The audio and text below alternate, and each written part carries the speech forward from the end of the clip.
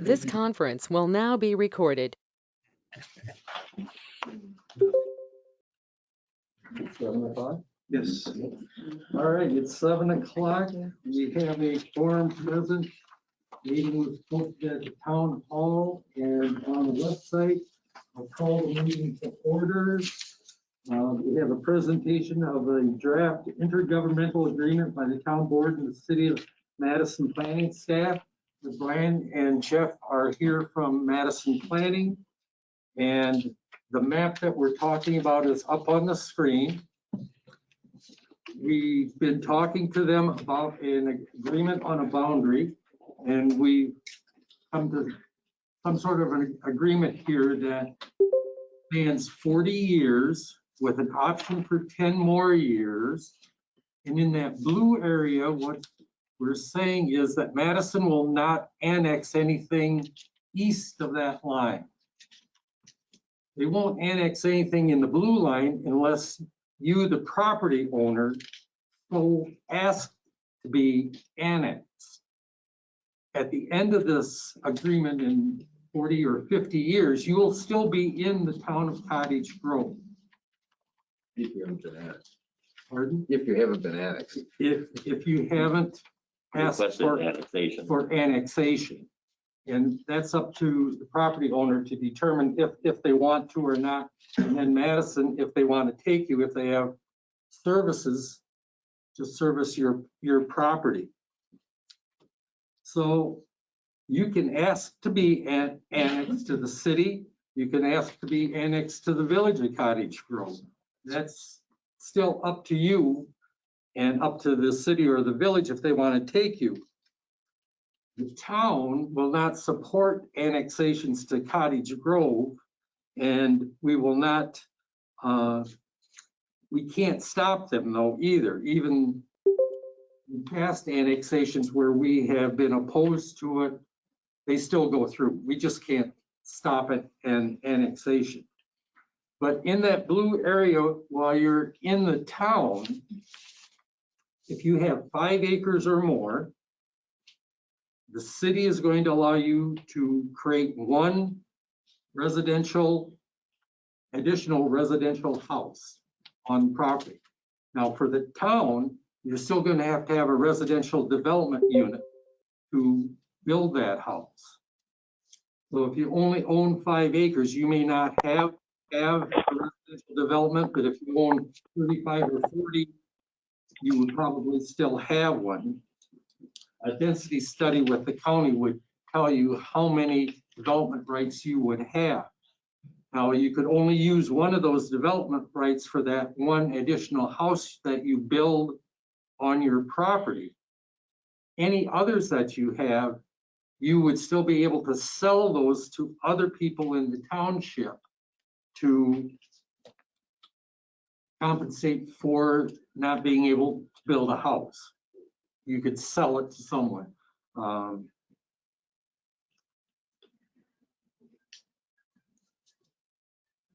And we would only be allowing a single family home. You wouldn't be building a subdivision or anything like that. ETJ is not enforced in the rest of the town. Anything from that Madison controls now to North Star Road, they would not enforce ETJ in the town. So that's what the town gains from this agreement, is that development that would take place outside of that area. For instance, along North Star Road, where we're trying to develop commercial property, Madison wouldn't enforce their ETJ. We could divide that property and it could be developed for commercial property. Can I ask, what does ETJ stand for? Extraterritorial jurisdiction. So when you want to split your property, they get a kick at the can, the last kick at the can. So in respect to that, I can tell you Bill Paulson owns land in that blue area, and he had wanted to do a subdivision and he couldn't get Madison to agree with what his plan was. So he hasn't been able to do anything with that property. Now he could at least build one house and sell his remaining RDUs to someone else. So that's the blue property. It runs pretty much along Violet's Hope Road until it gets to the railroad tracks. It goes a little to the east and kind of splits the wetlands going south then. In area B, which is the pink or purple area there, that's the long-term growth area for the town and for the city of Madison. The town would still have to deal with the village of McFarland on ETJ now, since they bought into the township last year. And apparently are going to build a park and God knows what else. With 12 and 18 and AB, the city and the town are working together for improvements of that intersection, which should start to take place next year with building of the overpass. There's not going to be any new access along 12 and 18 from N to AB from DOT. The city has agreed to, if we make road improvements to Femrite or to Violet's Hope Road and it's annexed into the city, but we've spent $250,000 improving the road, whatever section they take, we have a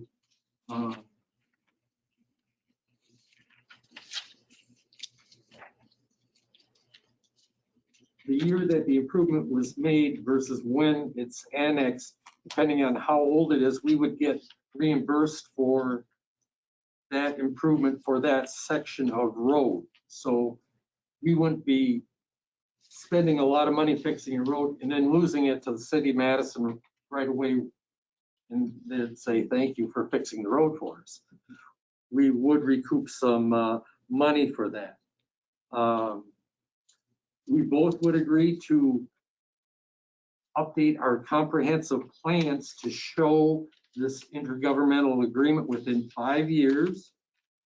Like I said, the term is for 40 years. We have an option for a 10th year, but whenever it ends, if you have not annexed, you would still be in the township. Question. So is B part of the annexation as well or not? County BB? No, Or B, no, the pink section. no, Because you mentioned 12, 18, you also mentioned Femrite, which are in the pink section. right. So how would those be annexed? Again, if you wanted to annex, they're not going to go east of that blue line. So if you're in that pinkish area or purple, whatever color you want to call it, they're not going to annex you. Okay, well, maybe I misunderstood then, because I thought you gave examples of 12, 18, and Femrite, On both of the, which are in the pink. on the road improvements, if we had road improvements, because there's a section of Femrite that just gets into that blue area. Okay, further out. Okay. So that's the nuts and bolts of what we were looking at. So if the people online have questions, you can go to the chat room and put in your question and Kim will gather those and we'll go through and answer those questions. I have from Kyle Matthews, he would like to speak against, and he is a town resident. I guess I was misunderstanding, Chris. I'm not so much at this stage against it because even though I've read it, I don't understand the third paragraph in area A, when it says that the division of 5 acre or larger parcel of land that exists. An example, my land, I've got 80 acres contiguous. I want to build one home that leaves me the remainder acres. I already have 2 RDU units. Right. And in reading this, I'm trying to figure out what it means that you can create 2 residential units. Well, you'd be able to build one because you have more than 5 acres and you have 2 RDUs. So you'd be able to use 1 RDU and build a single family home. And they would allow that. And it would fit in the town plan that you could have your 2-acre lot or whatever. That second RDU, you would not be able to use on your land there. You would have to sell it. Okay, even though it says here, and maybe I'm just reading this wrong. The owners may, subject to applicable town and county regulations, divide and rezone the parcel to a single-family residential district and construct a single-family residence on each of the 2 parcels. Well, if you already had a home on that 40 acres, you'd be able to divide that off Sure. and build one. Because you already have one existing. Okay, the way it's worded right there, I don't, what would be the difference then if the City of Madison is saying, okay, well, they've got one, we'll allow them one more on that 40 acres or 80 acres. Why would they not allow people that already own it, grandfather them in and allow them to do it? See, that would be the only reason I'm against this right now, is because we have an economic interest. We purchased the property years ago with this in mind. And now the city stepping in and saying, no, we don't want to do that. We want to have control over this for future development. Well, if we're looking 40 years down the road, you're stopping an awful lot of people that live on this particular section doing maybe what they plan to do for 40 years or 20 years. Right. And what's to stop the city if they have extraterritorial rights 2 years from now or 3 years from now, saying, geez, we really don't want you to build that house in the middle of the 40 acres, so we're not going to allow it, because they have extraterritorial rights on A still. They could still stop you today. Yeah. Because of ECJ. Yeah, so I'm Brian Grady. I'm just gonna stand up. Brian Grady with the City of Madison, our colleague Jeff here, hopefully I'm not blocking everyone's view, but yeah, so in that case where, let's say you have 40 acres, currently, right now, the city, through their ETJ review, we review land divisions within, the city goes up 3 miles, the village of McFarland and Cottage Grove come in 1.5 miles, so it all kind of converges in this area. If you have 40 acres or more, let's say you already have a home on that 40 acres and you want to divide it, you can divide it one time and you wouldn't go through the city process anymore. The city would not review it from an ETJ perspective. You could subdivide that and add a second home. 1, 2, 3, 4. And go through the county and town process, and it'll be up to the county town process to not be involved in that anymore. What gets confusing is the city's kind of giving this, like, you can do one split if you have 5 or more acres, but then the town has that requirement to have a certain acreage, 35 acres. For development, right. For development rights, so it kind of gets confusing there, but basically with that, if you have 40 acres, if you have 80 acres, if you want to divide it one time to add a home, that would just go through the county town process and we would not be involved. We would make sure it still meets the agreement, but we would not be involved. We would not use our ETJ in that case. For the one time. For the one time, yep. So it's similar to what we have with other towns, and so this happens on a pretty regular basis. We'll just divide the lot through that county town process, and we would just not be involved as long as it meets the requirements of this provisions here. Is it one parcel or multiple parcels? One continuous parcel. Okay. Randy Graber.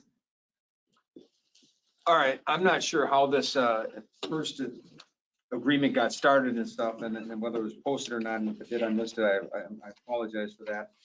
And I understand that the city continues to knock on the door of the town to try to continue to grab more land for the city. That continues to happen. I used to be a city resident. I moved out to the town of Cottage Grove for the purpose of having land in a rural nature that had the character and the benefits of being in the township. And what I see now is, from this agreement, is I see the town, my board, turning its head, being silent to those people who live in A at the expense of A, so that B can benefit and the ETJ can benefit. And it feels like, for me, that we're being thrown under the bus because that's been the ETJ for some time. And if the city's got a say in that, they're going to continue to have a say in that, whether we annex into the city or not. I don't want to annex my land in there. And I think that you gave the example of Paulson. He had a very reasonable development that he wanted to do to the north of our property, and it was denied because the city denied it.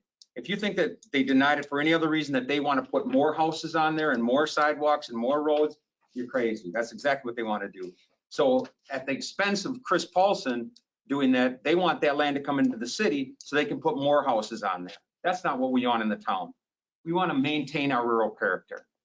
And I didn't buy that property and put my heart and soul into that property so that I can have the city on my western border, which I have now, and ask those people in the town of Blooming Grove who've been annexed into the city now, ask them about the tens of thousands of dollars they have for stormwater service now, or bills on an annual basis. They didn't ask for that, they got that. And so I don't want that happen to me. And I know that if I get the north side of me comes into the city of Madison, they're gonna be coming to me to try to annex my property. So I vehemently am opposed to this. I think everybody in A in the blue is subject to being in the same situation that I'm at. And just because the people in pink, I get it, that the city's saying, hey, we're not gonna come and bother you, we're not gonna annex you, we're gonna give the entire township back their ETJ rights, but that's at the expense of everybody in A. But you don't have to annex. I understand that, but there's strength in a unified voice. And I hope that my town board will stand behind me, that if they come to me and they say, we want to annex you, that I hope that the town and you guys will help represent me in saying that I don't want to annex into it. It's not as simple as me just saying I can't annex into the city. Because if they come to me and say, we're going to annex you in, I would hope that you guys would represent me and that I don't want to annex into the city. The city doesn't come to the landowner to ask them to annex. The landowner asks the city for annexation. Yeah, Chris, and I hear what you're saying, but I would respectfully disagree. I've seen where the city has come to places, to people, and they have forced them to annex into the city based upon what they'll call, it's a redevelopment, it's a major intersection, it's an economic necessity, and they have to annex their property in. That's all I'm saying is I want my board to represent me in that case. Speak to it. I guess that's all I have to say. Okay. But what if somebody has 2 half-acre lots, Wait. 130 acres? Can, I muted him. Okay. I muted him. Let me go through these questions that I have here for viewers present, and then we'll go to everybody that's online. So next is Mike Neubauer. Yeah, well, just a quick question. Did I understand that paper saying that if you ever sell, it has to go to the city or it can't sell? No. Okay. No, you can sell your property to whoever you want. The next Whoever person. the property owner is that makes that decision if they want to annex. Okay, okay. And they have to be adjacent. And then the city has to agree. Yeah, if the city wants to accept them. Yeah, Got it. Well, that's clear. That's, okay. Don Klunglen. I wasn't to speak, but I do have some questions. How long is this kind of a promise that the city will allow us to do this for the number of years down the road? And if you sell it to somebody else, do they have those same rights that you had to adapt to the city? Wherever the agreement starts for 40 years with an option for another 10.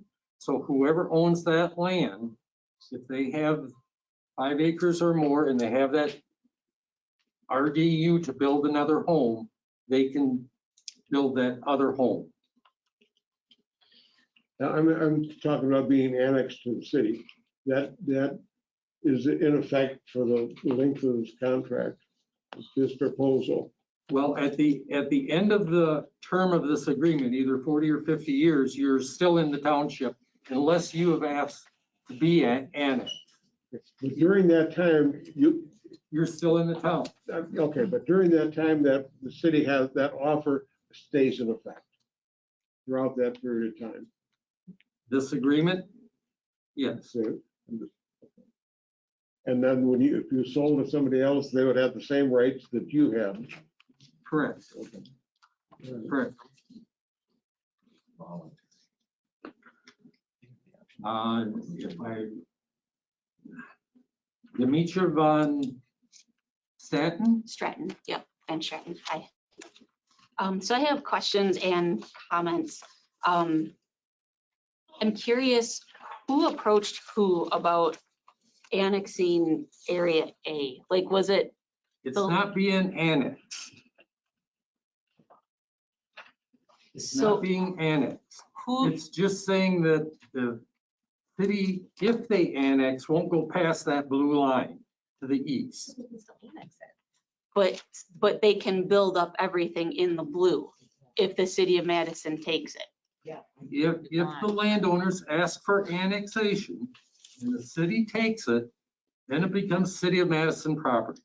So whose idea, who got the ball rolling on this idea? You did? No, what? Your land's not You there. did? Yeah. Let's put your land in A. Madison came to us. I think this. Not what he just said. That's not true. He just said it. Madison came with this plan. I'm not looking to start anything. I'm just looking for the truth. What I was trying to find out is how I can protect my border. But And I can't protect it through normal annexation because I don't have any way of stopping an annexation. but protecting, but moving the border up literally to my backyard is not, I'm not in Section A. My backyard is Section A. When we bought our house, we also bought to be out more in the country. It sounds like maybe you're a bit more out than we are, and maybe that was our mistake, not buying far enough out of the city. But we have nature that we can see out our backyard, that if it goes to Madison, I'm sure it's going to be what they're building up on Milwaukee Street is going to be, I'm guessing that's the same vision that they have. All that's going to go away. The wetlands are going to go. I mean, that's just going to cause more Wetlands never problems. disappear. I'm sorry, what? Wetlands wouldn't disappear. Well, man can't adequately replace as what has naturally been formed. It's not the same. Furthermore, there was a survey sent out to the townspeople in March, and I looked at the survey results again, and I don't see how we, the townspeople, are being considered in that Section A plan there.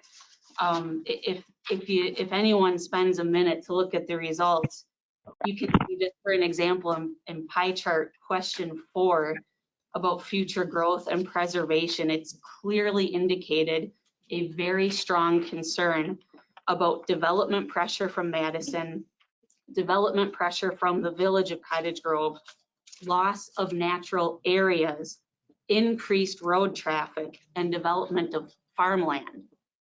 And Area A is in direct violation of all of that. I don't know, the police officers have been working their tail feathers off on Vilas Road with the speed that has been a severe problem with a lot of us who have kids and dogs, and even, just walking ourselves around in the neighborhood with people driving down Vilas Road like it's a racetrack. And we don't know what the city's plans would be to connect their city roads out to Vilas Road. That's not a wide road. It's going to make that's going to be a huge safety concern. You're talking 50 years. This could happen in 50 years. Right, and I don't, so my kids will be grown. They'll be grown and out of the house, but I'm caring about future generations. Because once you build that up, you're opening up Pandora's box. You can't take back those problems that are gonna come, those safety problems. And I can just imagine that 50 years down the road, Vilas Road is going to have the same type of problems that I've seen in previous minutes from previous meetings, the speed problems that the folks on the other side of town at Cottage Grove are having, like on Sandpiper Trail, and that where they had to have the speed evaluations and such. Well, that was all because of what happened with the new school. Everybody was going through the roads because of the new school. Nobody would go through the village. That's all it was that was from. I mean, this part that I'm referencing is further away from the school, not right down from the school, but in any was the case, problem. getting back to Vilas Road in section A, I also am vehemently opposed to this area A becoming anything built up, becoming part of Madison. It's taking away the character. It's literally putting the city right at the back door. And you can tell by looking at the survey results. Please, representatives, please look at the survey results again and see that this is not, it's not just me. It's what the majority of the townspeople are saying. We don't want the city of Madison in our backyard. But you understand, you don't own that property to the west, neither does the town. So if, for instance, Mark's Farms, if they annex, you can't stop them. And that's why. And they can annex it if that's their choice, because they're the landowner. And if Madison takes it, yes, they will come up with a plan for how it will be developed. And there's nothing in the world that the town can do to stop it. And that's why I was asking whose idea was it? I'm also wondering, is there an option where instead of whatever the truth is or what have you, depending on perspective, if the city is there a way to keep the land as part of the town? That was one of the options listed in. If the town would buy it. The city, or can it be turned into some type of nature preserve? I realize that's not going to bring in the big bucks, but it's going to be, The town would literally have to buy it to do that. This was the town. Isn't the blue part of the town? Pardon? Yes. The blue is part of the town. You're talking Yes. about Mark's Farm, which is in the blue. How not own that? I mean, how? We have no rights to an incorporated village or city. The village of Madison has annexed us about 12 times. We cannot stop it.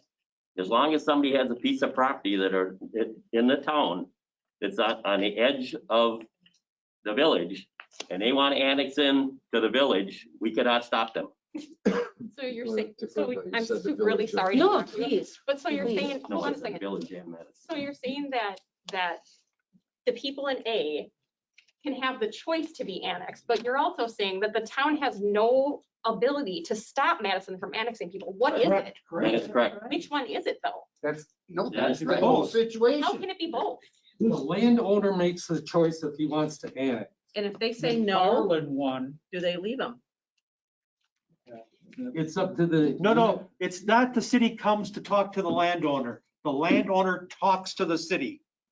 Okay? It's not like the city of Madison's gonna come knocking on everybody's door up and down Violet Soap saying, do you want to annex? Do you want to annex? Do you want to annex? No, it's not the way it is. Plus the fact the city actually has to come all the way up to the west side of Violet Hope before, even if somebody on the east side of Violet Hope wants to annex, can actually annex. You can't annex an island. It has to be a contiguous. It has to touch, whether it's a corner or alongside. So Mark's Farms, are you saying that they're opting to be annexed? No. I just threw that name out because they're a landowner.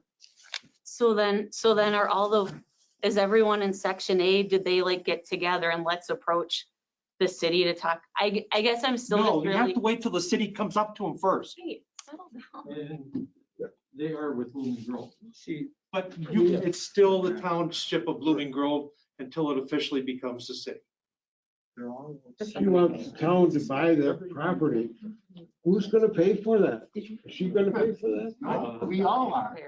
You know, All have to pay. That wouldn't stop it. Yeah, let me explain something. Now, we are 30, the town is 36 square miles. One. And also. The only people that have annexed the town in all these years is the village, okay? We are on the very northwest corner of the town. That's a map of the town.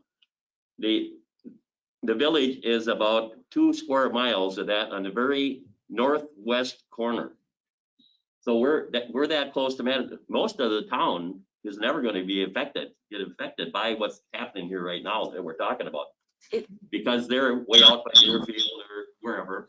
And so we're in a unique situation here to try to protect the town residents as far as we can. I'm not for this, Jesus Christ, but I don't know how to stop it. Sure. I have a question. Does Blooming Grove is, I just discovered, I don't know how my husband found the maps, but he did. Blooming Grove is just isolated dots. Yeah. Yeah. And that's Did what- Blooming Grove also used to be like Cottage Grove Yeah. is, but Blooming Grove got absorbed by the city. Absolutely. I don't want that to happen They at signed Cottage an Grove, agreement, even right? if I'm, cold How do and we stop dead, it? centuries down, like, Cottage Grove is something special as a Yeah. town. Yeah. No, it's the state No, it's of not. Wisconsin's law. It's a law, state of Wisconsin. We have no rights. We are a township. Incorporated village and cities have the rights to annex. We can't stop annexation. We can't stop it. And I would disagree with that, Mike. I would disagree with that because there's council members from the city of Madison who represent the city. You guys represent the town. If somebody comes and tries to annex something, or even if somebody says, I own this land and I want to annex it in, but if we as a township want to maintain that rural character in A, we could certainly go and testify at the city council meeting to say, we oppose this. As a township, we oppose this as other residents that are near that person who wants to annex in. So there is a way to do that. You can't tell me that there's absolutely no way that it can happen. We did all this with Shady Grove, that worked out. McFarland did it and they were successful. Who? McFarland. A village and a city. That's a village. It's a village. Well, then put us all in the village. Because Well, that's the only way I'm gonna protect my rural land. your taxes on your house will go up about $4,000. They're already getting. You don't think in the city they won't either. See what they are in Madison? Yeah, same as the town, the village. You want me to show you what Madison is? What about it? Taxes?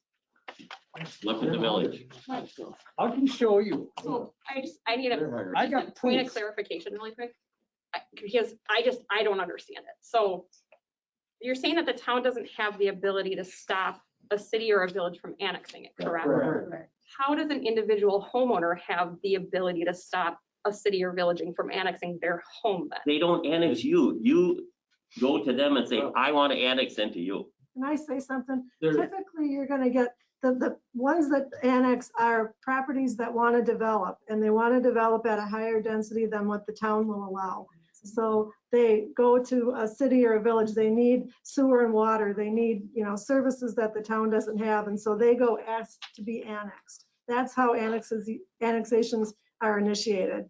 It's not, usually someone that lives in a house next to the city isn't gonna annex unless they need some service from them. So if let's say all my neighbors decide that they go to the city of Madison and they say, we want you to annex us, but I say I don't, how is that gonna affect me? Am I gonna be that little island or am I gonna be forced to be annexed? If you were surrounded, it would be voted, and you could be outvoted and put in if you were entirely surrounded. That's true.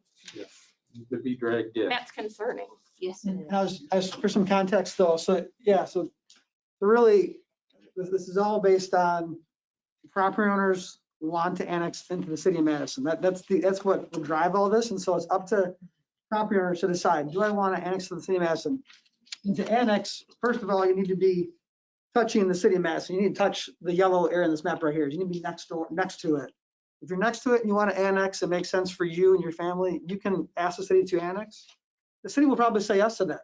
Sure, yeah, that's in our interest to keep growing. It is in our interest. But if you're not next to the city now, if you don't want to annex, it's not in your interest, then you just would not annex. There's no reason for you to annex. And we talked to some colleagues today. There is a way where you can, enough people around you want to annex, they can kind of like sweep you in basically, but the city is not interested in doing that. We haven't done that for at least the last 15 years, talking to one of my colleagues. Because we don't want to get in legal fights. That's what this whole agreement is about, is to try to avoid legal fights and try to avoid wasting money on attorneys. We don't want to spend money on attorneys. Fight McFarland. I'm sorry?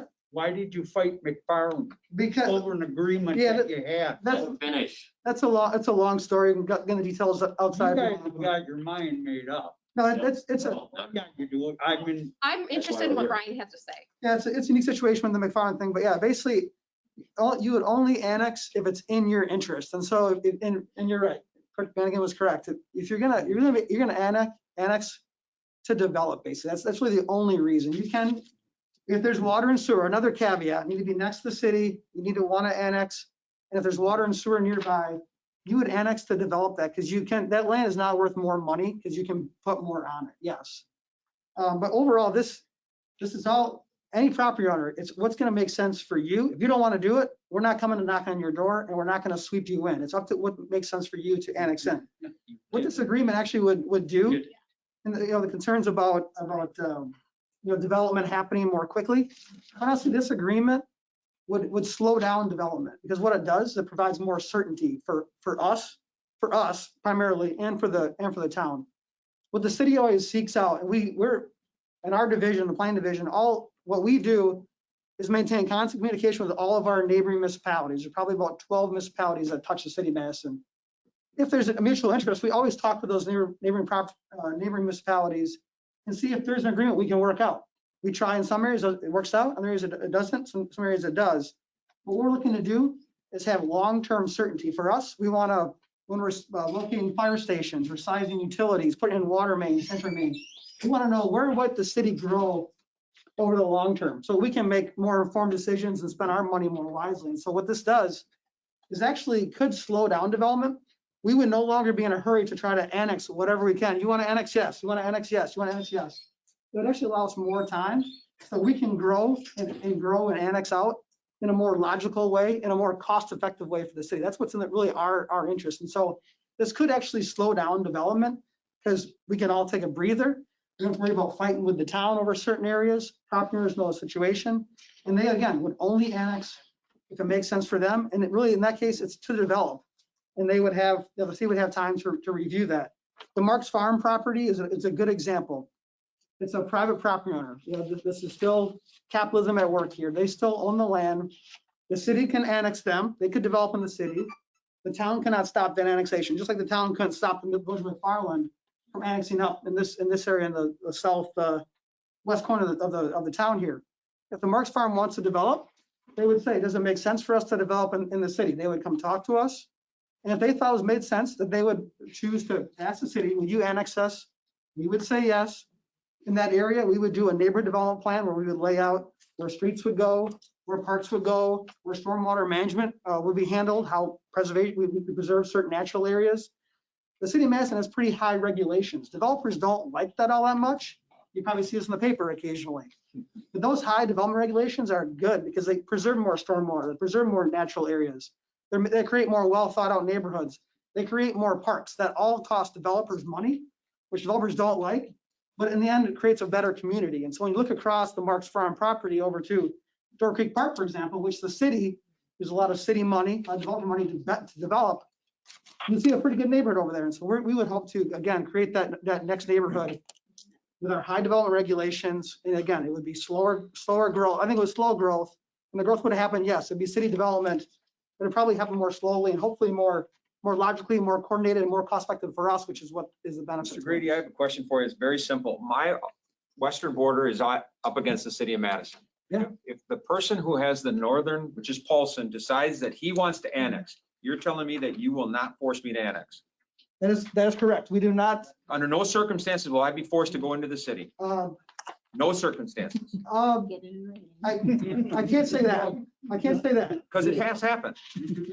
We can talk, if they have examples, I'd be curious, but we, again, my colleagues, been in the city for 15 years, we can ask former colleagues and ask them, you can do that. You can sweep in through different routes, you can sweep in more properties. But quite honestly, we don't really want, if you have a 2-acre lot, I know where you live on Bios Hope, if you have a smaller lot, 1 acre, half-acre, 2-acre, we probably don't even want that in the city, because that's picking up garbage, that's trash collection, that's using city services for a lot that quite honestly is not that cost effective for the city. And so what the city really wants is more development to help pay for those services. So we're not interested in picking off on 1 acre here, a 2 acre here. It's going to be more so folks that have 10, 20, 40, 80 acres and doing a subdivision for that area over a long Which is what I have. And so in the case of you, yeah, I know where you're located at. I haven't been citing everyone here, but so that Bill Paulson proposed a subdivision with some home sites along the lot, just to the north of you.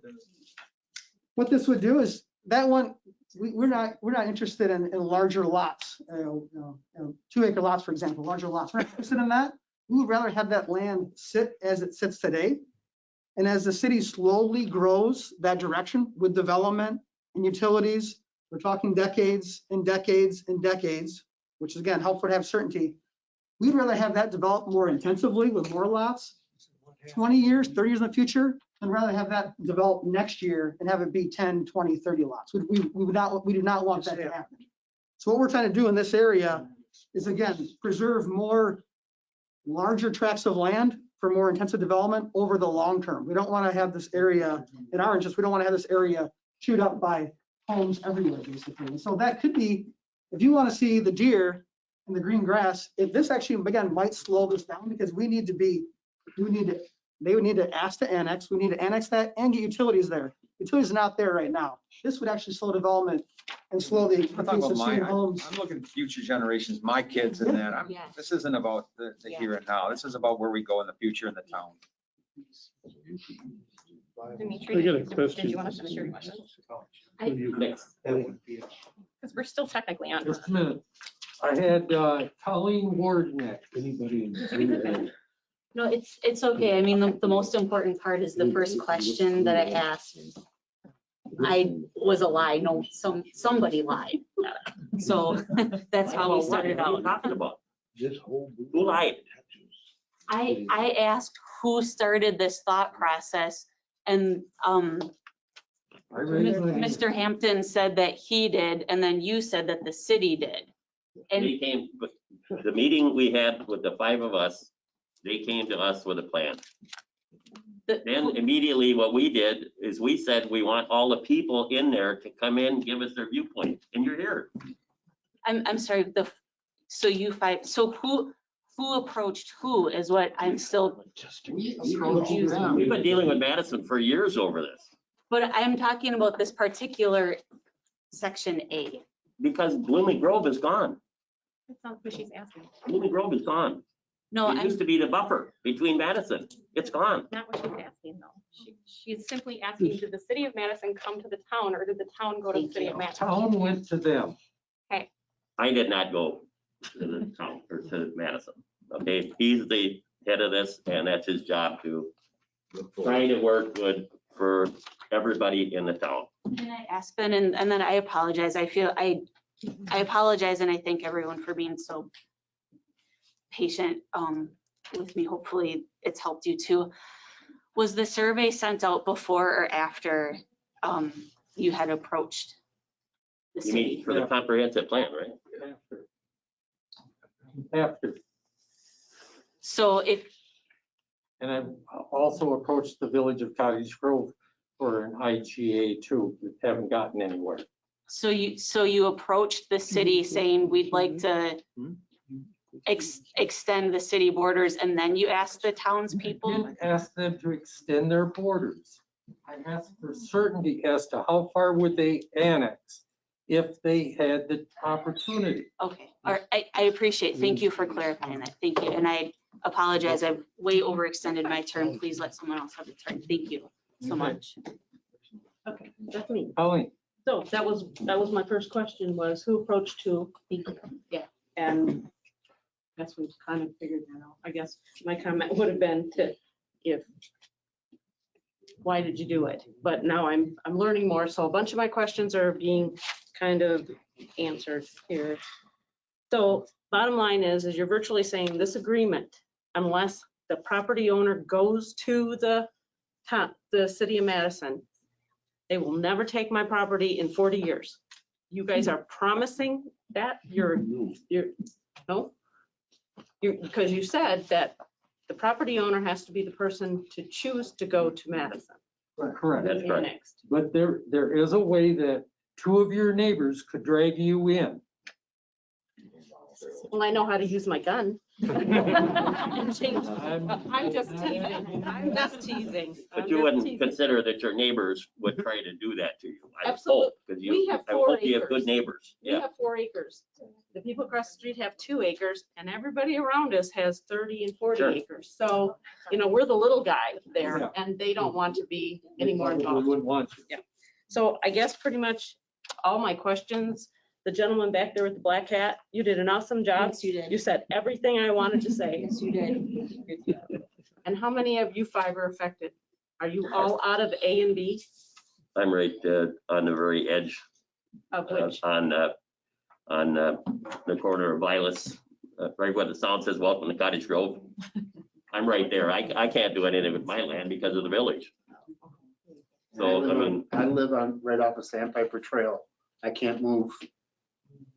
That's not an A or B? I don't know. No, but off of Nightingale Lane, for God's sakes. You're talking about Madison. Yeah. Myself, Mike have the exact same problem, but only with the village of Cottage Grove. Okay, we have our own issues. It's just not with the city. Okay, I happen to live on Vilas myself. Okay, I'm on Vilas too. yeah, and I have 8 acres. I can't do a thing with it. Okay, that was all I had. You guys pretty much answered all my other questions by everybody else talking. Then I had Kim Olson, she registered against. So that's me. Did you have anything else? I just had a couple of questions. I was more concerned about there being a Q&A portion than having any public comments to say. Brian, can I ask you a couple of questions? Yeah. How will this agreement affect the people in A's property taxes? I'm sorry, say the last part again? How will this agreement affect the people in A, their property taxes? I'm asking Brian. I missed the last part again. Sorry, what happens? How are the property taxes of the people in section A affected by this agreement? Yeah, if you annex to the city, ag land's at a lower rate, no matter if you're in the city or the town, but if you have a home and you annex to the city, your taxes will be higher. Yeah, that's, you can just look at the mill rates and compare.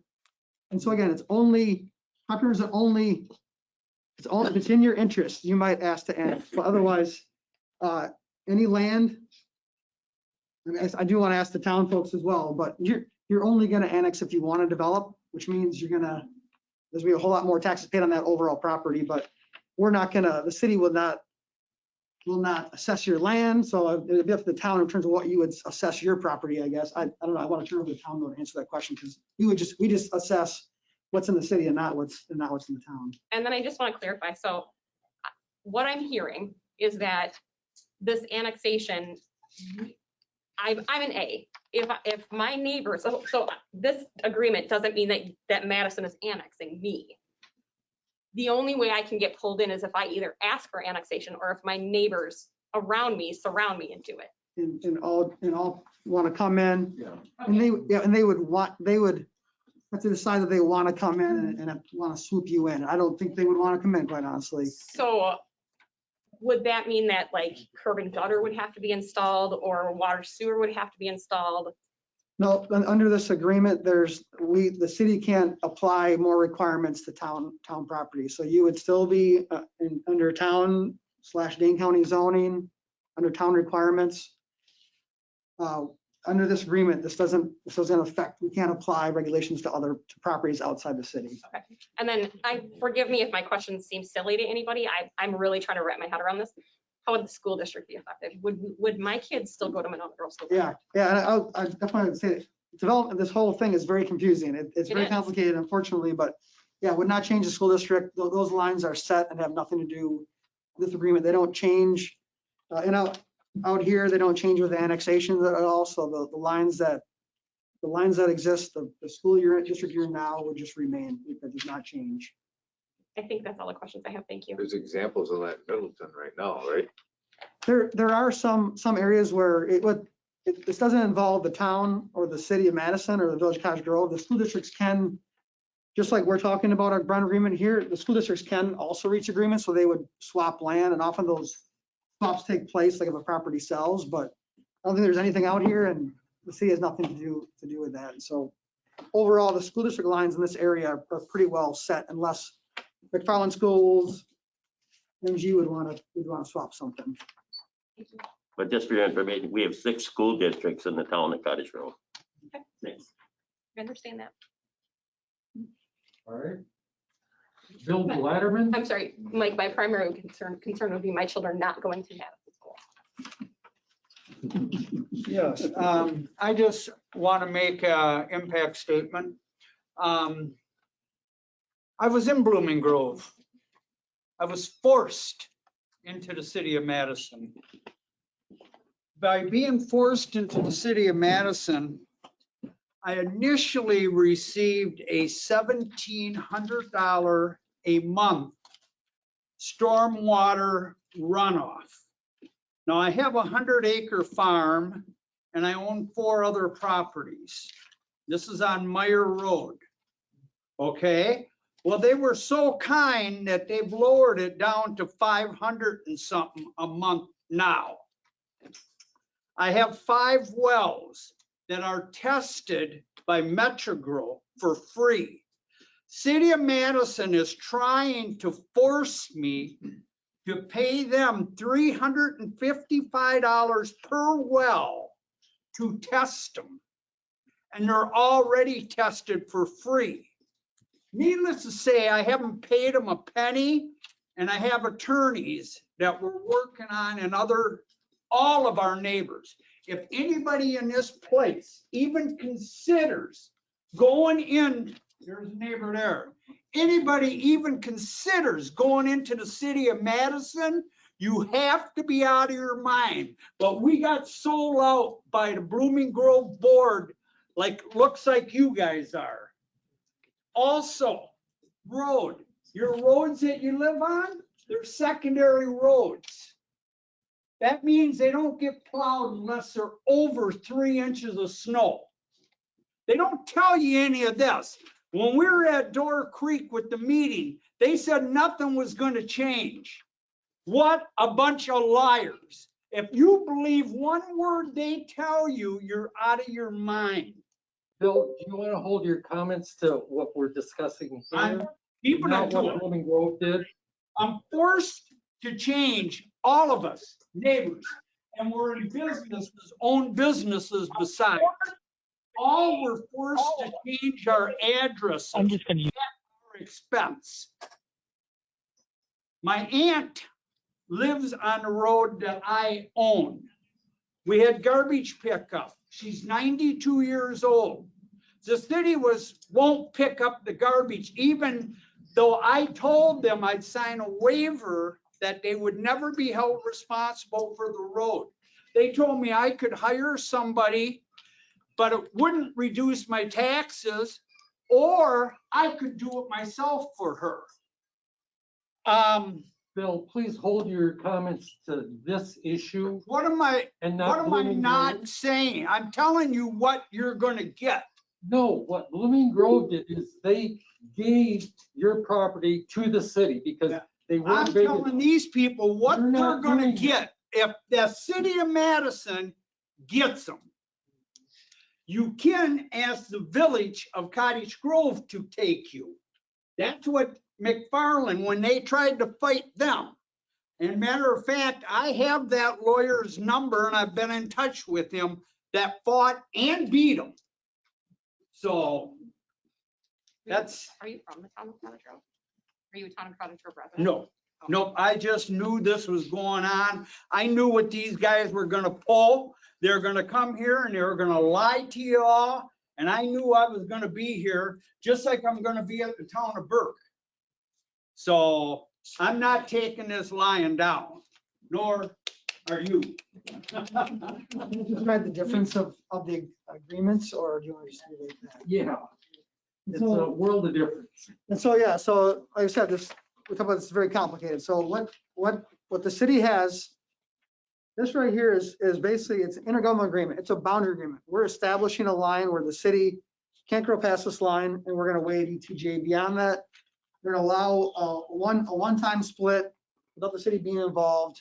Otherwise, we're looking to develop the city over time. With the town of Blooming Grove, with the town of Burke, with the town of Madison, and the town of Middleton, those are cooperative plans. And so what that's basically doing is it's taking, with the maps of the whole town here on the wall, it's taking whole towns. And what happened is those towns were annexed so much by different municipalities. So in the case of Burke, they were annexed by the city of Madison, Village of DeForest, City of Sun Prairie. They were annexed so much that there eventually wasn't enough left there for them to even function as a government, to function as a business. It's basically, if you lose all your customers, you have all these costs, and you're only selling this much stuff, you're gonna go out of business. That's basically what the town of Blooming Grove did. Same thing what Burke is doing over time.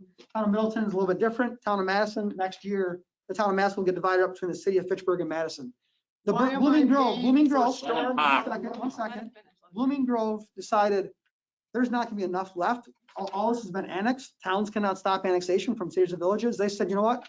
We're gonna go out of business, and we're gonna have a phased going out of business, basically. And so chunks of the town of Blooming Grove, large chunks that normally wouldn't want to annex into the city of Madison, I want to acknowledge that. Large chunks have been brought in the city over these time periods. Eventually, the town of Blooming Grove in 2026 or 27, Blooming Grove will just go out of business. And so eventually that'll get all divvied up between, in this case, I'll go into Madison. Town of Burke, same thing, 2036. It's all going to go out of business. Those residents in town subdivisions can stay in the town for the whole time period. They can stay there until 2036 in Burke, because they can stay in the town for a while. Eventually, it'll all get absorbed by the cities. That was basically a business decision. They were losing customers. They were going to run out of money, and they decided we're just going to fold.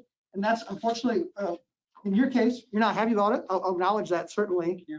But in that case, it's a whole different ballgame than this. Here, this is all voluntary.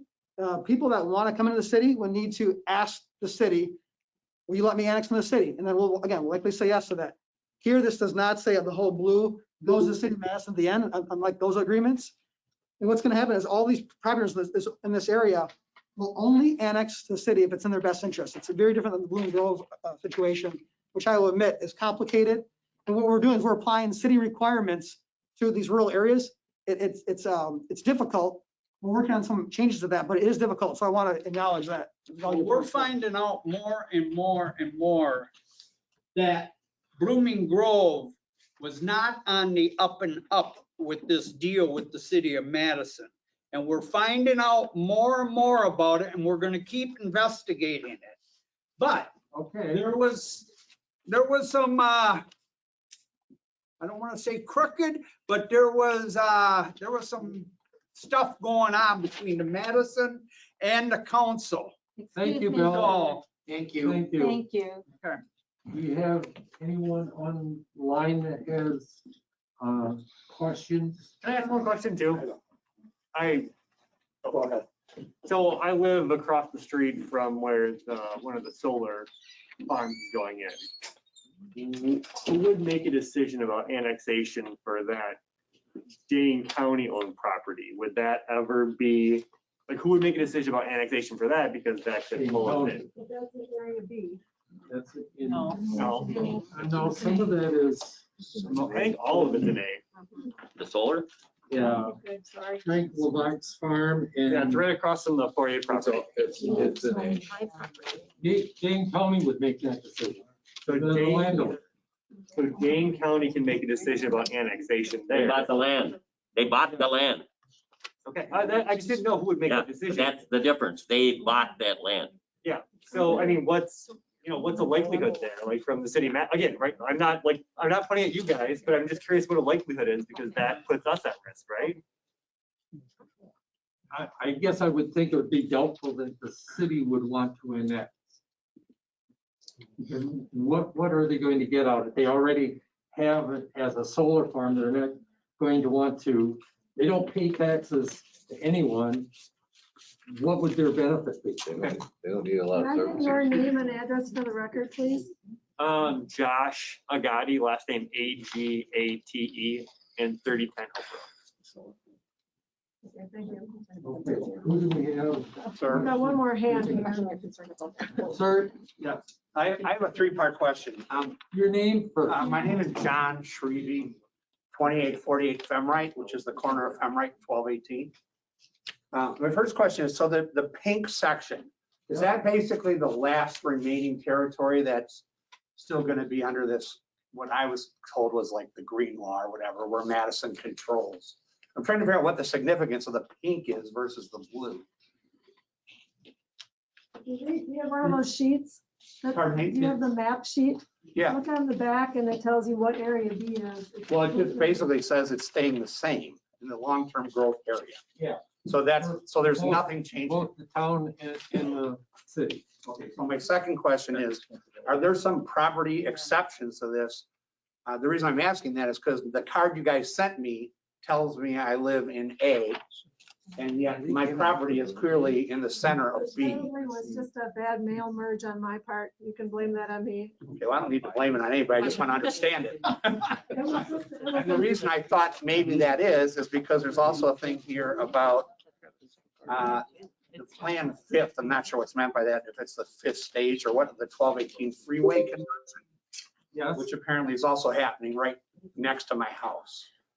So I thought maybe as part of that, I was really part of A, even though it was saying I'm in B. I was just kind of curious about that and whether there's any ramifications for people living along there.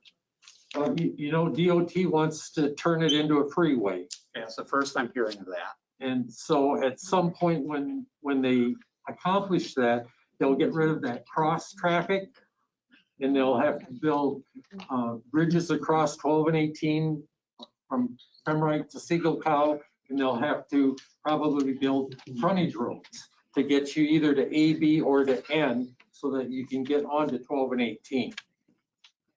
I have no idea when they're going to get to that point. Is there and no time frame at all on that? No.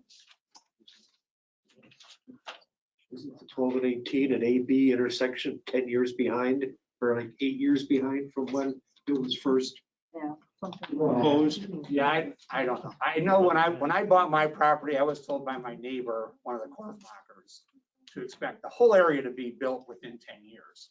So obviously that was 27 years ago. Yes. This moves very slow. I will say I missed the old 2-lane highway, which was great. It was nice and quiet out there. Right. But that has changed long ago. Yeah. Okay, thank you. Okay, the first person who asked a question was Colin Canupo. I'm gonna send him an unmute request. His first question was, so annexation is only voluntary. That's correct. Colin, is that answered?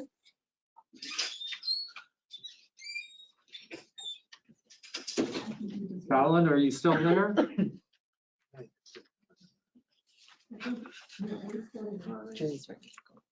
Annexation is voluntary. Okay, and then his next question was, could someone in the village of Madison, I'm assuming he means City of Madison, that is on the boundary of Cottage Grove, choose to be annexed by Cottage Grove? Could we push back by Madison reaching out to those residents? So he's asking if a town resident, if the town could annex property away from the city. Towns cannot annex property. Can I ask a question? Colin's my neighbor at the top of my hill. Does he also think he's in A? Oh, I don't know. He didn't. If not, he's in B and that should apply to him. I think we're in B, right? Okay, hi. Okay, so hopefully Colin got his questions answered. The next question Dennis Laradine. If you have 2 1.5 acre lots that have been established over 50 years ago, can they be sold on a 130 acre parcel that has a home on it? I'm not sure what that means. Dennis, if you want to unmute yourself and ask that question out loud, maybe you can help us understand what you mean. Yes, I do. The home sits on 130 acres. The 2 lots will be next to the house that's there. Those 2 lots already exist with homes on them? 1 home on them. Then there's 2 lots that were established over 50 years ago. And I'm wondering if there are still lots that can be built on. Are they already zoned for residential? Yes, they are. So that would be- If they're already zoned for residential, you could probably build on them. Probably. Okay. Yeah, we don't review building permits. Yeah. So Okay, that's not, I'm looking for building permits. I'm looking for, they can still be built on. That's all I needed. Thank you very much. Unless it's along the highway, that's not allowing anymore. Driveway permits. The property belongs to Ronald Ferret. Is it on a major? No, it's on Hope Road. It's on Hope Road. Oh. Lower, yeah, there you go. Okay, you ready for the next question? Right, then Joan Stifter says, does the city of Madison have a specific plan for Area B's growth? I'll take that one. We do not, other than just to say that is an area in our comprehensive plan identified for growth. And so we identify long-term growth areas where we may want to grow in the future. But we haven't talked about land uses out there. And so this Area B, really what it does is it's us saying, even this is a long-term agreement, 40 years, and maybe it auto renews for 10 more years after that even. We want to keep this in our comp plan as a long-term growth area where the city could grow into, but that's now talking about, will be many decades out. Yeah. You just want to leave it in there as a possible growth area, just kind of signal that basically. Right. Okay, and she said, thank you. And then Janie Reeby says, will the information on the postcards that is in air be fixed and how? I'll answer that. That was just me trying to give you an idea which area you were in, and my mail merge messed up in a few cases. Those postcards don't bind anybody to anything. It's just a mailing. Don't worry about it. I just wanted to get you to the meeting, and I was trying to give you some information and I screwed up. Okay. Any others? Colin Knuppel just asked, he said, it sounds like the only way to ward off annexation is to incorporate. What negatives or hurdles are there to doing that? State law doesn't allow the town of Cottage Grove to incorporate at this point. We don't have enough value and we don't have enough population to incorporate. Plus the fact, like I said, we got about 34 square miles that we'd incorporate, which is pretty darn big. I think I got everybody. Last call for any questions. Way in the back, your name, please. Steve Gaussman. What happens to the next step? You know, we only got a 1.5 mile of road there. And there's a lot of houses on it with all the taxes and stuff that from all them houses, and some of them are a lot newer houses and they're good taxes. How does that compare to just the expense of the road? What are we losing or gaining by just giving up that? You know, for you guys to let them annex it in, you know, you're gonna give up the road and the houses will go with it when they go to Madison. So you have to ask them to. You're not annexing anything. If those homeowners ask to be annexed, we can't stop it. Right, what happens with the next section then? Because when they're talking like Blooming Grove, they're losing little pieces here and there and they're shrinking down. What's gonna be the next step that you guys take to dissolve? Because if you guys are in the phase out mode, I don't mean to say it, but maybe we need a new board that's gonna look at growth instead of fading away.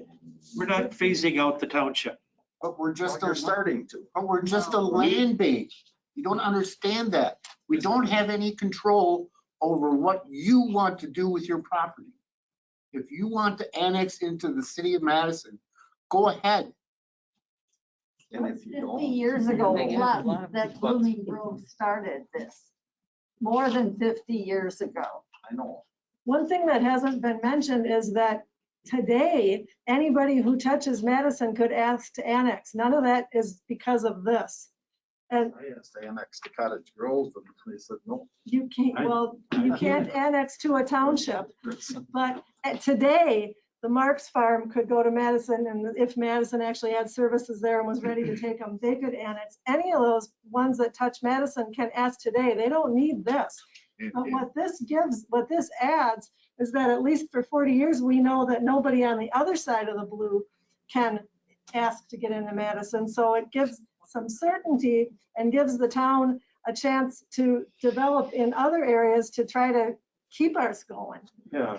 That's one At thing. at the expense of everybody in A. Well, That's a money. Where do you go with the expense, Randy? What are Because you I talking about? still say is that, and I hear what you're saying is that unless I want to go into the city's not going to come and see me. I disagree that I'm already on one of my western border is the city. If Paulson comes into the city and I ask Mr. Grady that question, are you telling me that you will not force me to come in? If you're surrounded by everybody else and you're in the middle, yeah, that could There's happen. another 18 parcel or 18 acre parcel in front of me. So I would if hope those three come in, I'm all going your into the city. neighbors would be sitting here listening to you and say, hey, let's band together. And none of us will ever never will ask to be annexed into Madison. Well, the western border is already the city that's owned by somebody who doesn't live there. I've got Paulson on my north and I've got an 18 acre parcel owned by somebody else who doesn't live there. They don't have the incentive to stay where they're at. If somebody comes in and says, hey, I'll give you, $1 million for your property, they're going to take it. And I'm going to get sucked into the city. What is the town getting out of this? Because you guys sound like you kind of made up your mind. What are you talking about?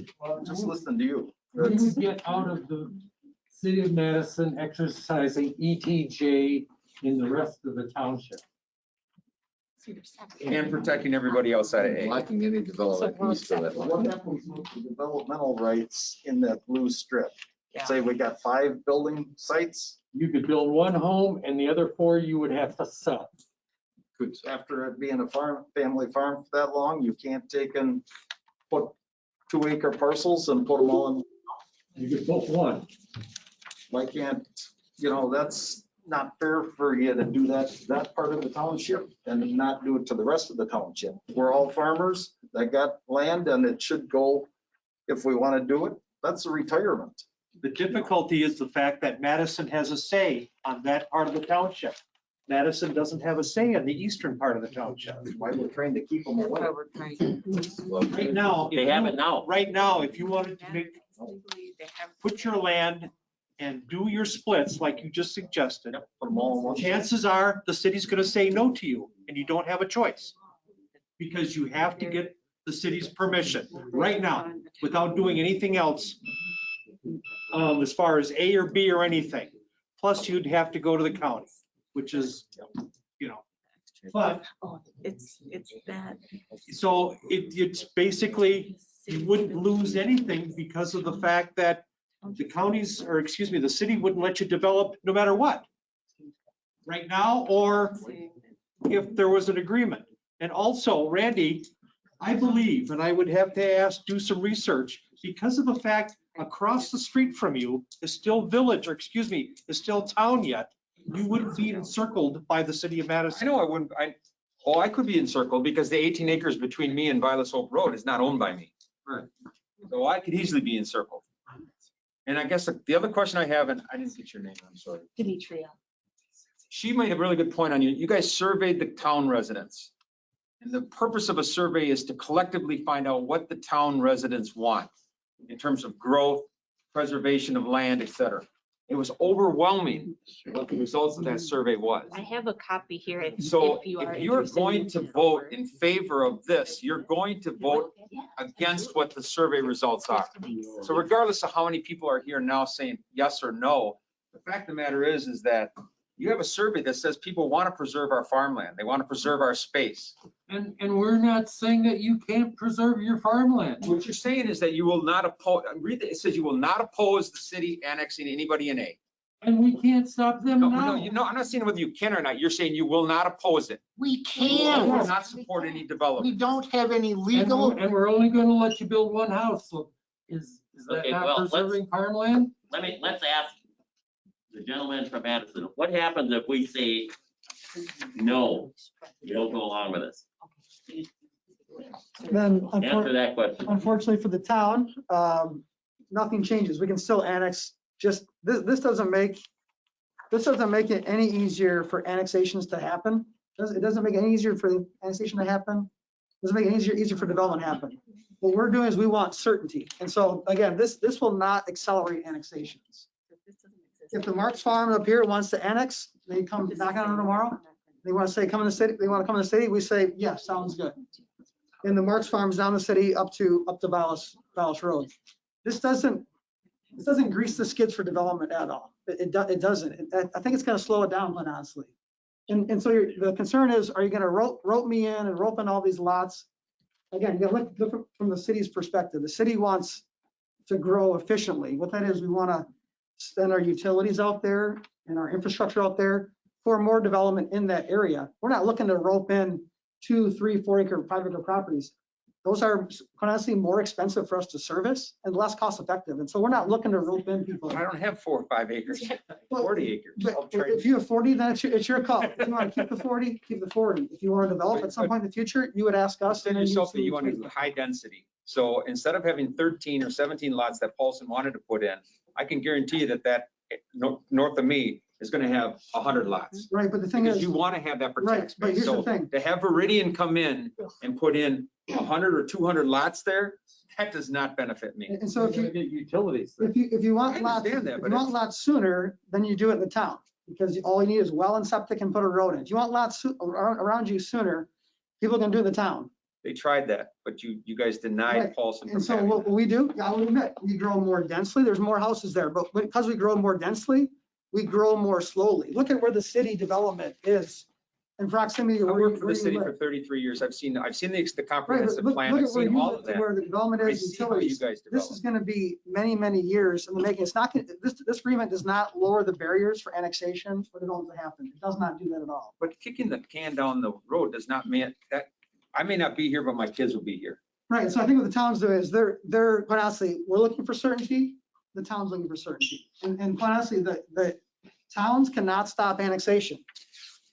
The Village of McFarland, if they want to, they can just keep on marching up as long as they want to. Village Cottage Grove can just keep on marching. We can keep on marching. What this does is probably provide some certainty for us.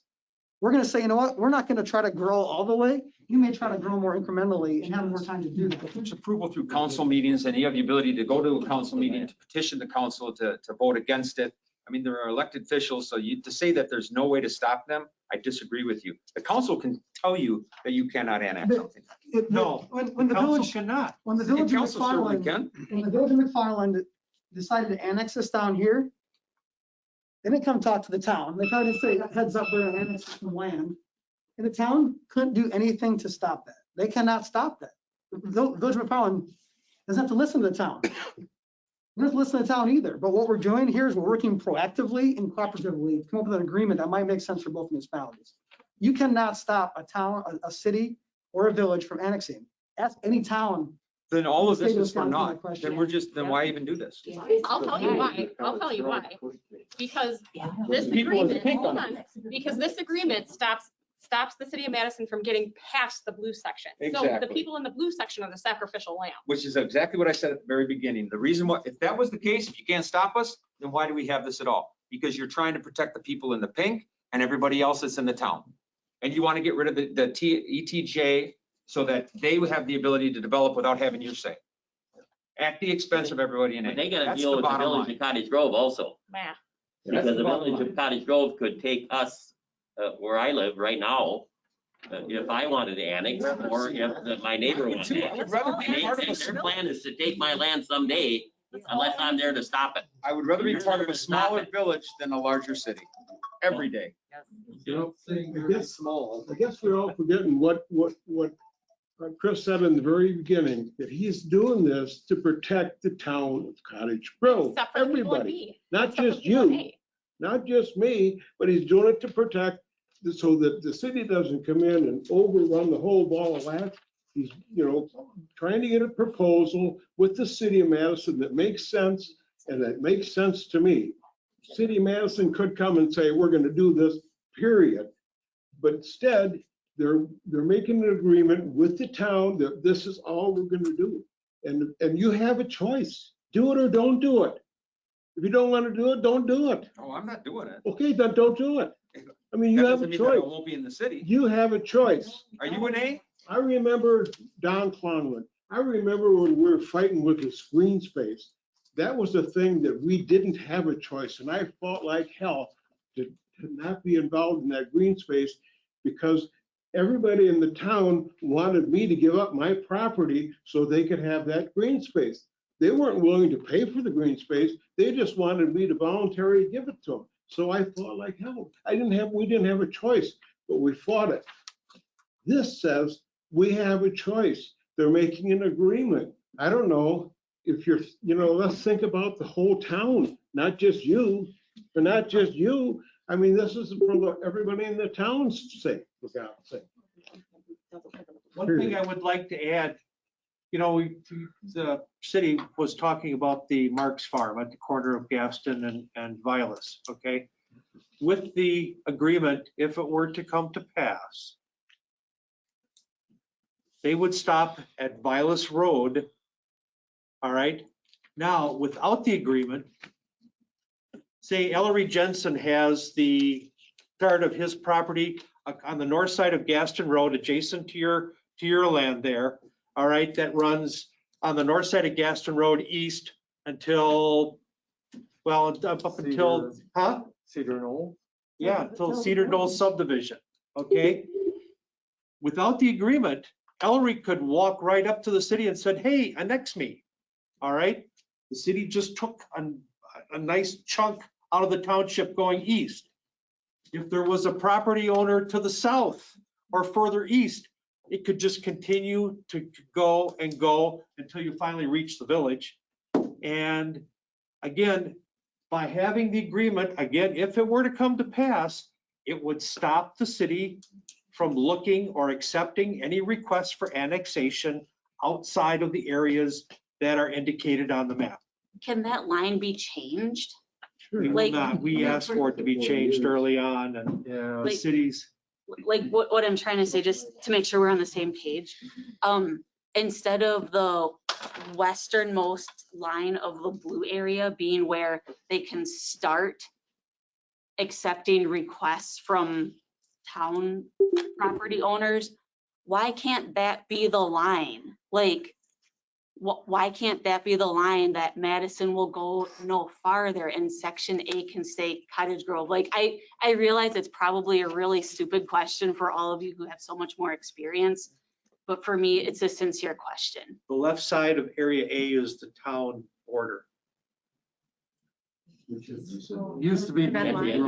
That's the end of the, It used to be Blooming Grove, it's now the city. Right, why, she's saying, why can't it stop there? Why do they need this chunk? Why does the city, like, why can't the city, like? Well, what you're saying is the agreement be this wide, for example, instead of all the other properties? Just the Is that border, what? the blue. just the bordering So you'd properties like to them the to red line. agree not to come into Cottage Grove at all? Is that what you're saying?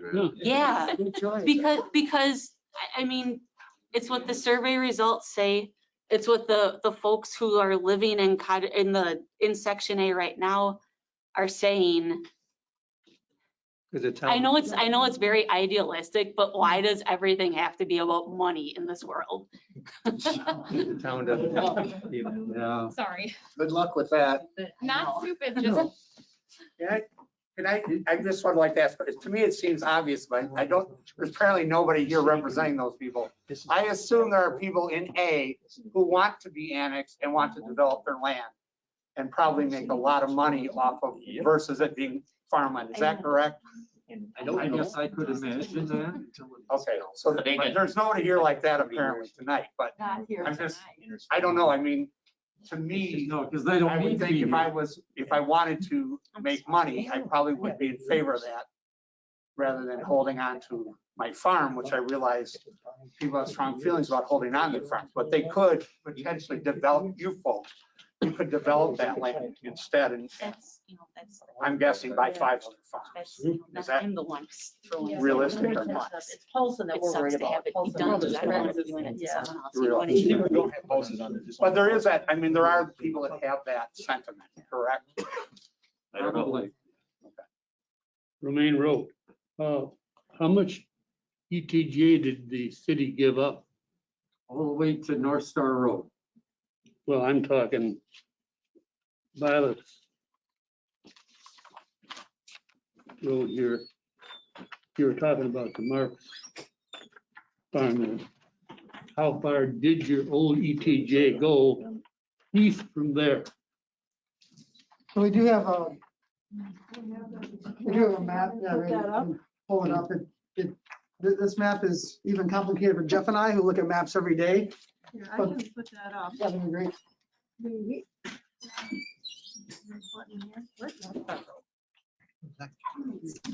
East of 10.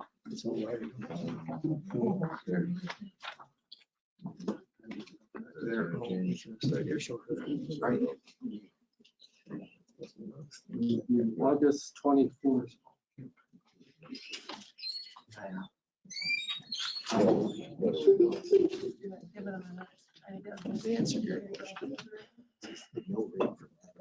Across I was told over the years that I was in the Madison ETJ.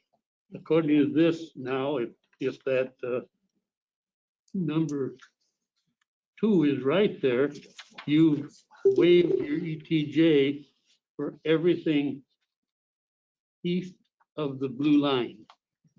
How far did you go before that? Where was your old ETJ? So yeah, so this shows, so the area A is in blue here, and the areas that are crosshatched is what the city's waiving ETJ on. So we're waiving the crosshatch, waiving our ETJ in this crosshatch area.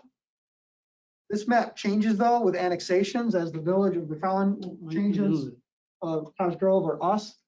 And so the crosshatch again is what we're waiving based on the current boundary. If the city grows out more in this area, we'll be waiving more, we would waive more area basically. In other words, you did have ETJ all the way to the village of Cottage Grove limits. Yeah, so say that again. Your ETJ did formally go all the way to the village of Cottage Grove. Now, basically what happens is it's a midpoint, like, so the city of Madison has ETJ out 3 miles. Based on the size of our city, we review out 3 miles. Villages go out 1.5 miles. And so on this map, what's happening in these 2 areas is it's the midpoint between the city of Madison and the village of Cottage Grove. It's the midpoint there. We review out to the midpoint, they review to the midpoint. Same with down here where the city of Madison's ETJ converging with the McFarland's, we review to this midpoint. And so we have ETJ on the crosshatch plus most of area A. We have ETJ over all of this. And so in this case, area A would be separate and we'd be waiving the crosshatch areas for the town. And then in here, same thing. We're looking to overall limit development unless it's in the city. And so you can do that 1 lot split. That happens in the county town process. The city is waiving ETJ for that 1 lot split. Otherwise, we would not be looking for town subdivisions in this area A. My question was, how much ETJ did you give up? it'd be adding up the acreage of You had ETJ there and beyond that. in this, yeah. And Where so, did you have it before this issue? The crosshatched area, can you see on that map, the area that's crosshatched, the kind of purple? That's what they're giving up. Everything else is either already controlled by the Village of Cottage Grove or the Village of McFarland. So clear up to the upper part of your map. Village of Cottage Grove has it. Far northwest corner. Yep, so like right here would be a Village Cottage Grove ETJ review. Now, the McAllen property in that was in the ETJ before, The ETJ of the village probably moved out. of the city of Madison. Oh, but the line probably shifted because the village got bigger in that direction. Yeah, so like at the village annexing this Hamburg equipment properties, every annexation changes the line. So this line is constantly moving with annexations.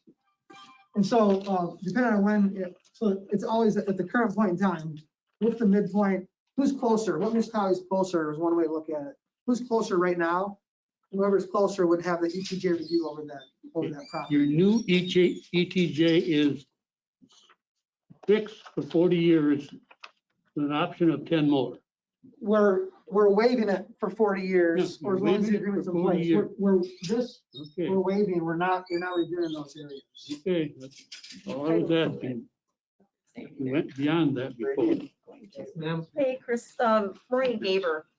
Just from what I'm hearing, it seems like, you know, whether this happens in 40 years, 50 years, 60 years, eventually the town of Cottage Grove will be no more, whether it's with the village or the city. I hope not. But Well, I mean, it's pretty evident. That's kind of what I'm hearing tonight. Shouldn't we be looking towards, I know this is a very contentious subject, but shouldn't we really be concentrating on merging the village with the town to preserve the land that we have in Cottage Grove? no. You want to assume the village is dead? Oh, well, I'd rather do that than assume the cities. I mean, you know, I mean, Did you get a response from the village when you sent them an IGA? Yeah, What did they say? we can't plan out that far. Isn't that correct, Dave? Yes. The plan commission can't plan out 40 years. And my immediate question to them is, why are they on the plan commission? I thought that you said you did. And they weren't willing to give up any ETJ. Village. So there's nothing for us.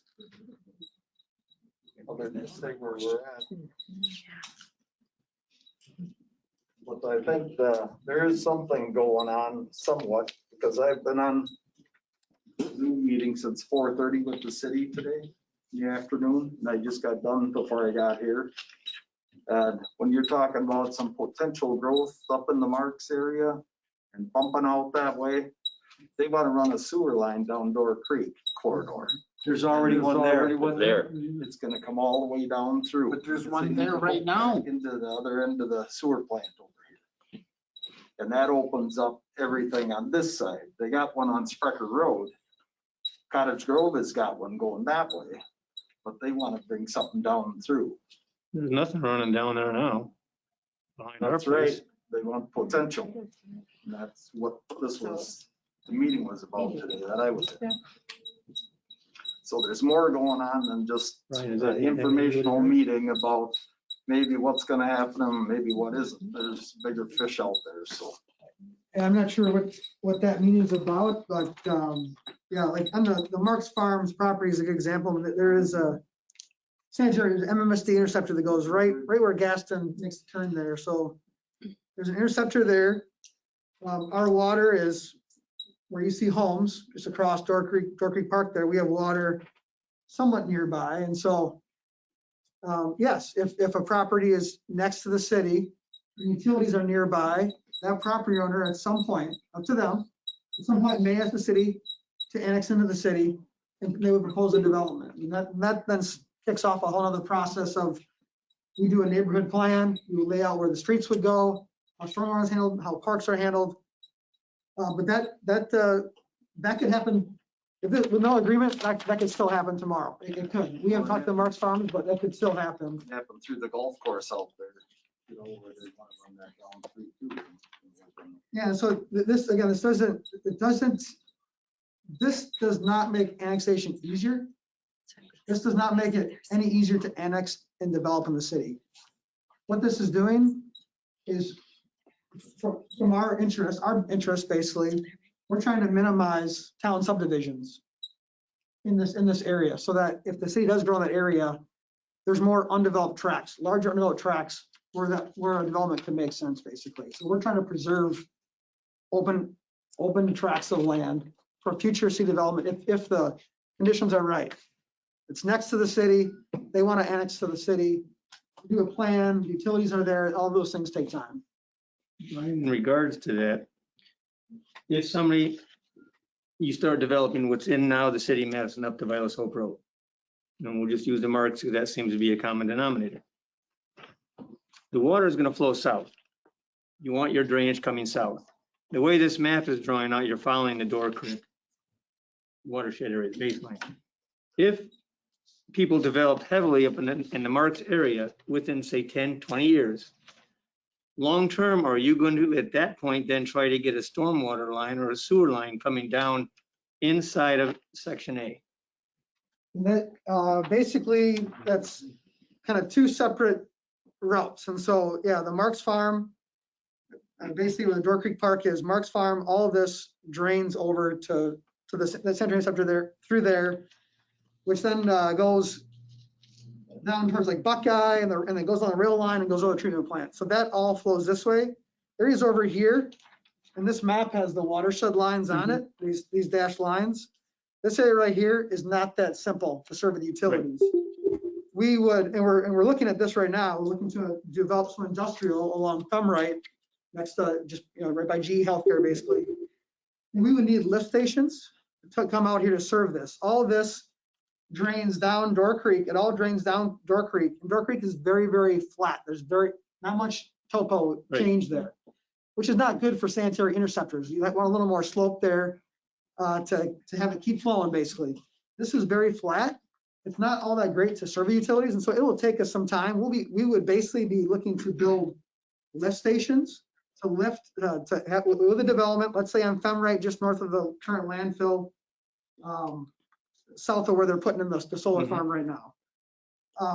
We would build a lift station, which costs money, takes planning, and we would lift that back into this watershed where we would have it go through current pipes that flow to the treatment plant. All these decisions take time and take money. So a development is just not like, oh yeah, they're gonna run the pipe over here next week. Right. It has to be even our financial interests to run infrastructure for that to work. And obviously we're also trying to put that on the developers as well. But all this is a series of plans to where might we develop, where is their development interest, and then budgeting money for that. These all take many, many years to take place. And so every little bit of this is all independent of how it's served. It's not just all one line. We run the line and boom, it all develops in the next 10 years. This is all the incremental development that will take place. No, I understand that, but with the 40-year and a possibly 10-year extension on Zone A, is the city of Madison saying to the people in Zone A, look, we're not even going to come inside there and put stormwater retentions, any type of sewage lines, disrupt your property at all, unless you want to come into the city of Madison? Yeah, we can buy easement, but we just can't go on your property and disturb things. And that disturbance costs money. Right. If you're saying things, it all costs No, I money. get it. We can't just like go on your property and say, yeah, we're gonna put a pipe through here. We're gonna put some stormwater in your property. We can't touch it. It's not in the city, and we don't have those rights to do that. And so I'm not sure, unless you're answering your questions here, but basically what it is, the city grows in like 10, 20, 40 acre chunks. We grow in chunks over time. If you look at our city map, not here where it's Bloom Grove, look at the west side. You see all these little jags, and we're just growing out in a little bit of chunks over time. And you need to basically have a critical mass of people in the city that want to develop, and we can get the infrastructure out there. We need a budget for all the infrastructure. You need to have all these ingredients ready to go before development were to happen. And out here, it's gonna be pretty slow. I want to keep pointing out too that the city hasn't annexed an acre from the town of Cottage Grove, and so I would hope that these folks are seeing the city as being more proactive and hopefully a little more cooperative way of approaching this. No, I understand all that. My, a little simpler than that is that the city of Madison at this stage with a 4-year and possibly 10-year, you don't see in that same time period going, geez, we need to get a north-south system going before we start developing, or that's going to be affected by. Yeah, we would have to like buy easements and Okay, that costs money, and we want the developers to pay for as much as. Eminent domain doesn't play a factor into that then. Yeah, we just can't take things, we need to buy easements. That's all, yeah. And on the 40 years and the 10-year renew, basically what it is, it would be set up a 40-year agreement, and then. Year 39, I give you notice that I want another 10 years. If it still works for both parties, then we would say, let's renew for 10 more years, or maybe we review for 40 more years, who knows? But basically, you take it 40 years, and then either party can opt out at any point. And I'll mention too that we can't just like, so the question about like changing the agreement, can we change it? Can we change it so you can't do that one lot split? We can't change this unless the town board would also agree to the change. And something's got to be mutually agreeable. And so that's kind of locks us in. Are you aware on the Marks Farm, 10 years or more ago, you built a couple ponds down in the marsh there, and one of them is partly on the Marks property in the town of Cottage Grove? I'm not aware of that. No. And Bob was not contacted. Yeah, and I've never spoken with the Marks Farm. All I can do is just show that property on the map, but yeah. There's a city pond built partly on the Marks Farm with no contact with Bob. I don't know whether it was with you or not, before your time probably. But anyway, Bob was not contacted. Yeah, that's. City built a pond there and part of it's on his property, or the Marks Trust now. That's the case, then yeah, that doesn't sound right if that's the case. I mean, that's the way the city operates. We taken any motions or anything, just as far as like, No, this was just for information, like that to be. so we could hear from the people. I'd like to make sure the neighborhood can keep up with every conversation that you guys have. Yeah. Our meetings are open. I've got a question. They have been. Your for a name, long- please? Doors though. 4620 County Road AB. Why is the line going right through my mom's property? Does that mean it's already going to be proposed or already developed? Right there. The dark blue line. This line right here. Yep. The dash line, Kind of- that's a watershed line. Okay. That's just showing where the water flows. Okay. So if it's on this side of the line, it flows that way. If it's on that side, it flows that way. Okay. That's Oh, nothing to do with the agreement. Good. Okay. Any other questions? Watershed line. One more question online. Robert Williamson says, we have 18 acres of vacant land. How many residential sites can we have One, if he has an RDU? if he has an RDU, Right? you could split it for one home. That's right now. Excuse me, this is Robert. What, I'm sorry, what's an RDU? Residential development unit, Okay, thank you. needed it in the township to build a residence. It's a method of saving farmland.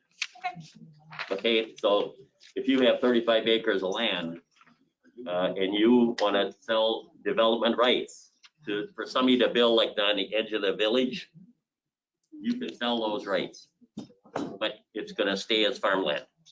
It'll never be able to, unless of course it goes to Madison, but it'll never be able to be built on, ever.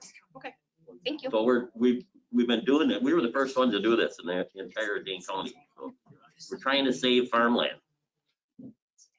Sorry, I interrupted you. There was also Robert. from Colin Knupel, the township maybe should consider a flyer campaign within the Madison area to create outrage over developing the natural areas surrounding the city. The population of Madison cares about having natural areas local to them, and they could force their representatives to stop annexations. And they should stop solar energy from all over Dane County that they're putting in to get rid of farmland. Dane County's doing this and it's not right, not in our opinion. Either if you like solar because you're You want to get rid of gasoline, fine. But if you like farmland, then you don't want solar here. So it's a catch 22. What do we want, you know? Yeah. We're just a land bank. That's the main thing to consider. We just hold on to this land.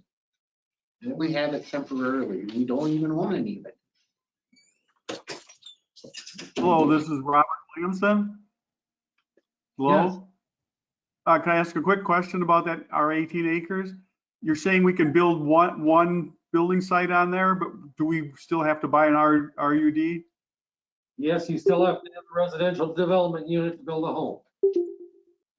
Okay, but it says in this new agreement, something about if you have 5 acres, there's a split, you can have 2. Doesn't it? But you don't have a existing home. So you have to have an existing home on that land? I think that this language is tripping people up here. I don't know, that might need to be clarified, that little piece there. Assuming you already have a home on the property and now you want to build another one, so you need a split to build that second home. Okay, it doesn't say that though. It just, to me, I read it as Madison is going to allow 2 home sites built on there and we don't have to buy an RDU or whatever. Madison doesn't control the RDUs, the town and the county do. Okay, but it still doesn't say that on this agreement. So what does that mean? The agreement says the owners may, subject to applicable town and county regulations, which is where the RDUs would come in, divide and rezone the parcel to a single-family residential district and construct a single-family residence on each of the parcels. And I think that each of the parcels is what's tripping people up. Right. Regulations, which is confusing. Yeah. So basically, we're the same as we always have been, and this doesn't affect us at all. Correct. Okay, that's what I need to know. Thank you. Okay. Anything else? Next steps. When does this go to the board for a vote? I'll have to ask the board when they want it on the next agenda, on the I don't know. I'm still, I don't like this myself, but I don't, in my mind, see a better way of doing this. That's the problem.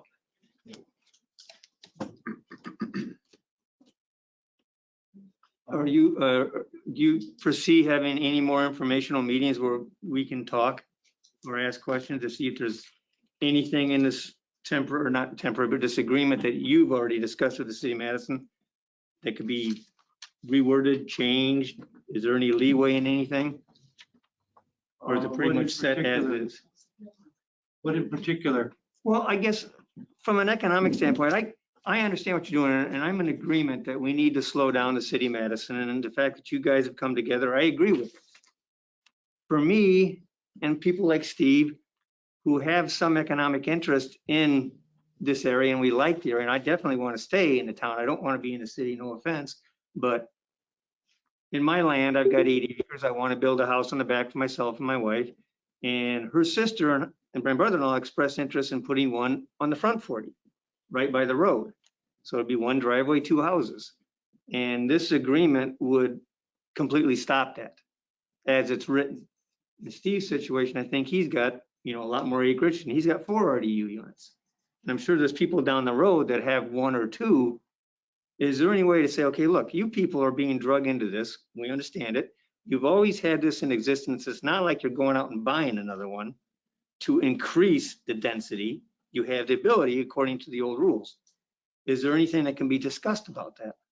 But the current situation is, even though you have 2 or 4 RDUs, city can still say, no, you're not going to split and build that. Right. No, I understand. 2 or 3 homes. And by saying you can only use 1 out of the 2 in my situation, we're going to leave you alone. You get 1, we're going to leave you alone. Can we work that in the deal? Yeah, that's all I'm asking. Is there something that can be discussed? Or if it's, We asked them on a couple of other different things and they were, This is how far we got. yeah. Well, let him answer that. It's there, no offense again to the city of Madison, it's our way or the highway. period. Is that correct? It has to be in both entities' interests is what it comes down to. no, I understand. I'm asking because if I didn't ask, I wouldn't be turning myself into my neighbors. Yeah. Joe Roush, what did you ask that you said no on? I mean, We Some asked example. about, the boundary, the eastern boundary of the blue area, area A. You know, I mean, as you can see, I mean, it cuts parcels in half, strike that. It follows parcel lines, but it does not, I mean, like, say, for example, I'm on area A. Part of my land's not in the area A, part of my land is, okay? And we could have simply moved the lines over as little as a 40-acre parcel to keep John Smith's, all of his property, you know, contiguous, you know, without being part of the agreement. And the city of Madison came up with the line for area A and for area B, and it's just the way it is. The town board had wanted to follow Violet's Hope Road and not go east of that. There you go. Yeah. Mhm.